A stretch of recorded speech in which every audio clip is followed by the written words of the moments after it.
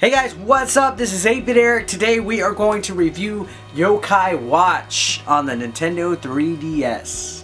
Now, I'm not familiar at all with Yokai Watch. I don't watch much anime, especially new anime. Like, this is just a recent hot commodity in Japan that is actually being compared to Pokemon. So when I played this game, I had the unfair expectation going in that this game would be exactly like Pokemon. I mean, you're collecting monsters, using them in battle, and you know, you're just like on an RPG type of quest.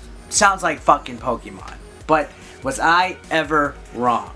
The game's premise has the main character wandering into a mysterious forest looking for bugs, where he finds a stone machine, which he places a coin in and discovers a yokai by the name of Whisper, who gives him a watch in order to see yokai and interact with them. Now, yokai are invisible monsters or spirits that are present in everyday life. They usually cause some kind of mischief or dilemma in people's lives.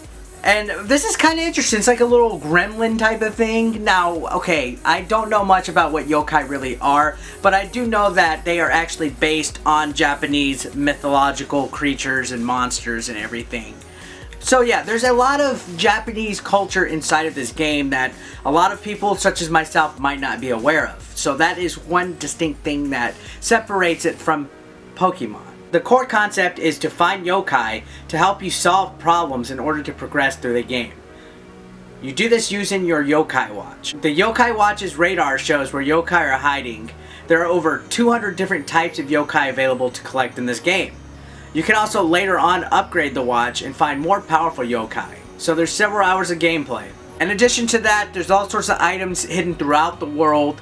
Bugs and fish can be traded for items as well. Several quests that you have. So there's more than just battling. This game is actually pretty immersive for a 3DS title. There's fetch quests that people have you go and get them stuff such as, you know, little sodas or food, and there's even quests where certain people have requests for problems that they might have, you know, simple everyday stuff that it kind of has a cute charm to it. In fact, the whole entire game has a cute charm because the selling point for this game is the environment. The world is huge. It's immersive. You can explore everywhere. Unlike most RPGs, most of the overworld is already available from the beginning, so you can get lost just finding yokai before you even do any of the quests. I've only managed to get a good dozen or so of the different types of yokai.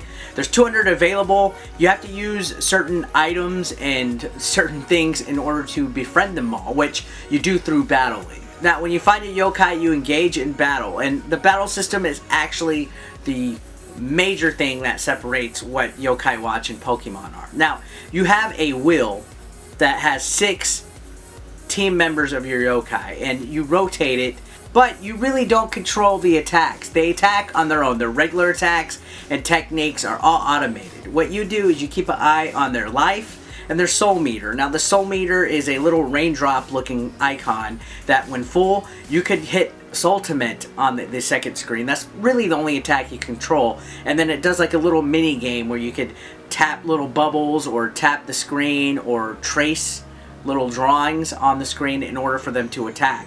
And these cause all sorts of different types of attacks, such as inspiriting, where you get some kind of advantage over your opponent.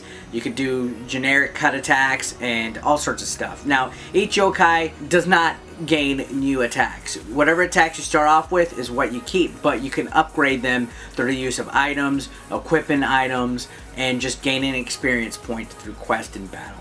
So it's pretty unique because if your yokai are almost dead, you just rotate the wheel and you get a new set of 3 yokai for you to use at your disposal.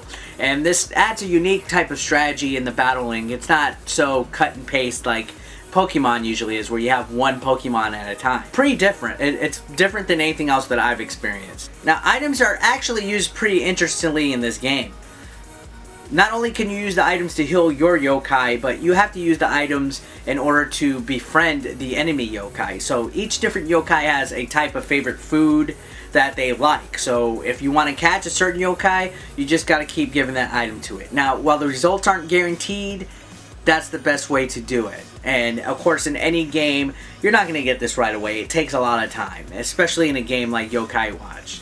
So Yokai Watch, overall, It surprised me. It wasn't anything that I thought it was going to be. I thought this was going to be your generic Pokemon clone. Another monster collecting game that has you doing the same exact thing as Pokemon. But that was an unfair assessment. Now, is this game as classic as Pokemon? Maybe not. But considering this is the first foray into the Western civilization of Yokai Watch, I could see a lot of potential of this actually becoming a big franchise for Yokai. It is worth a look if you're into monster collecting stuff. Me personally, I'm not really into the anime monster collecting thing. It's not entirely my cup of tea, but you know, if I was to rank this game, I would give it at least an 8 out of 10.